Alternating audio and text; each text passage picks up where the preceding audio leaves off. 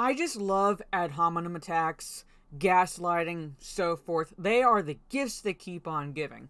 Hello, this is Mara J, and I'm back with another video, and we have this gem of a tweet from this gentleman, and I use that term very fucking loosely, Daniel Orrit, basically attacking those criticizing the Rings of Power show.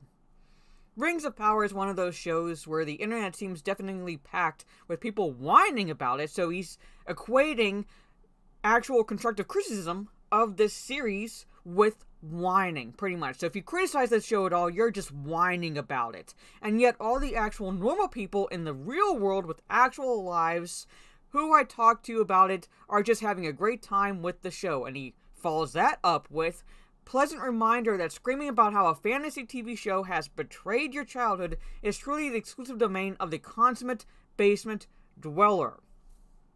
Like I said, ad hominem attacks. So those criticizing the series, he's calling you a whiner, pretty much. And you are not normal. You are a basement dweller. So basically pulling the boring, overused counter-argument, again, I use that term very fucking loosely, from the playbook where these SJWs, those aspiring to identity politics and so forth, like to pull from, basically calling you racist, sexist, misogynistic, transphobic, homophobic, what have you, basically. So in this case, if you're criticizing this show, at fucking all, you're a basement dweller. You're not normal. You don't live in the real world. You don't have actual lives and so forth, pretty much. Alright?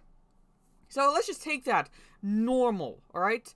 Normies, pretty much. So basically, forgetting the Tolkien fandom of which I am a part of, pretty much. Alright?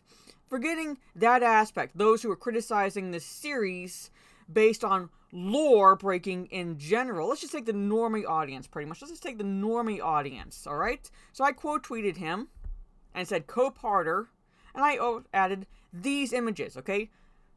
Now, granted, it's from October 3rd, alright, but I have another article to show more numbers, and that is how this Amazon analyst actually fell asleep. Someone who's pretty much paid by the entity itself fell asleep with this series, alright? And he added numbers, okay? And I added these. If we work off of Amazon's reported figures of 25 million viewers for the launch and an audience of 200 million Prime members who engage with Prime Video, we come up with the following. 12.5% penetration. Or, the counter to that, 87.5% lack of interest. This analyst wrote in his note, which was reported by Insider. Okay? So we have that to take into consideration, alright? So let's just crunch some numbers, alright? So I have this also from a Variety article with the interview from Jennifer Salk, alright, head of Amazon Studios, okay, and they're touting the 100 million figure, alright? We're cresting toward 100 million customers having watched it, so it's a big number. We can't wait to get more info on how the audience all breaks down. We will really anticipate with these last 3 episodes a huge turnout because it's all coming together and curiosity is at a fever pitch. And this is right before the premiere of episode 7. So let's just say, alright, let's just say that Amazon did reach the 100 million customers watching it, pretty much. Let's just say that, okay? So let's do a little math here, folks. Let's just do a little fucking math, okay? 100 million. And Amazon boasted about a 25 million figure, which we just showed that's really not saying much, given the numbers that Amazon Prime subscribers have, for, pretty much. Okay? Let's just take that 100 million, okay? Minus the 25 million for the opening weekend off of that. Okay? So that jumps up, like, total of 75 million, alright? Excluding the first weekend, okay? Take the 75 million divided by 5, because this is about the time when it's episode 7, pretty much, alright? So, 5 weeks. 5 weeks, because they aired the first 2 episodes the first week, okay? So take 75 million divided by 5. That's 12.5 million average per week. And I'm only going off of just this because Amazon has refused to release actual numbers post the $25 million bragging rights that they really wasn't really bragging at all if you look at the actual numbers. if you look at the actual numbers, alright, that's a 50% drop. That's a 50% drop, which would go from the 12.5% down to 6.25%.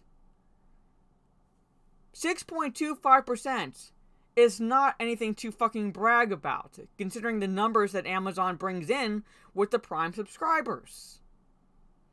So them only reaching 100 million customers, alright, people watching this program, nearly finishing the season, is actually sad when you crunch the numbers. When you crunch the numbers with that 50% drop from the 25 million to the 12.5 million. And I'm saying that's just going off of this number right here, because I can't go off of anything else, really. However, I found this article also, okay?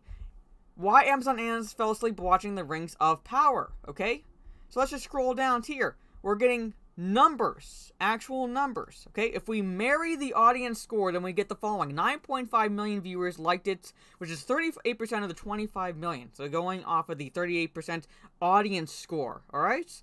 Suggesting 4.75% penetration, which is 95.25% did not like it and or are not interested in it, he added in the research note. So as much as 95.25% of Prime members may not be happy about paying $20 more per year for Prime because of Amazon's content spending, including the Rings of Power show.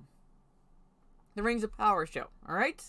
95.25%, and you have to factor in that I would say a vast majority of that, and I'm not diminishing the Tolkien fandom by any stretch, but a majority of that is the normie audience, is the normal audience viewer.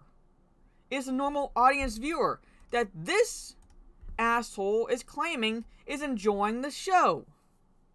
Alright? Now, I'm not taking anything away from the average viewer, alright? I'm not taking anything away from the average viewer, because not every show is going to be watched solely by those in the fandom. People of the normie persuasion will be watching it as well. However, when you take those figures into account,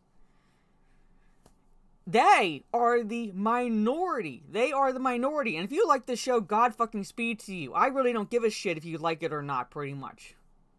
I'm not going to tell people what they can watch, what they can't watch, what they can like, what they can't like, and so forth. That's not how I do things. That's not how I roll. I don't believe in that. I don't fucking believe in that. But don't throw out ad hominem attacks against those criticizing the show, and that includes even the normie audience, when you have them not even bothering to watch this series as it fucking stands. And we're just in the first season. We're just coming up to the end of the first season, where you have 95% not caring of the Amazon Prime subscribers, not bothering to watch this show. That is sad.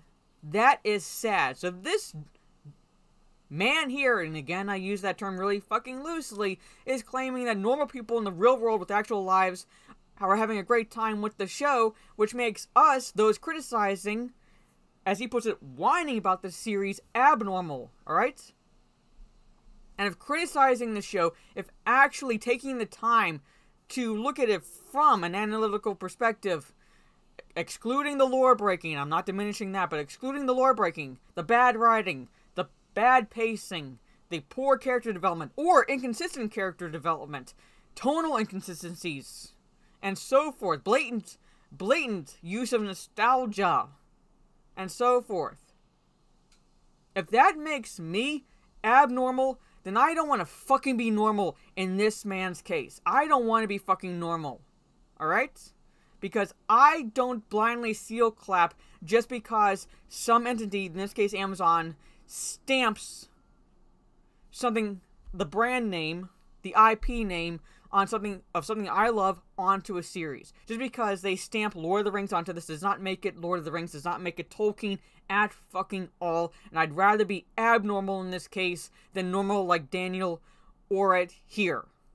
And that's all I'm going to say in this video. Catch me on Twitch later tonight. I will see you all next time. Like, share, subscribe, all that fun stuff. Abnormal, rise up.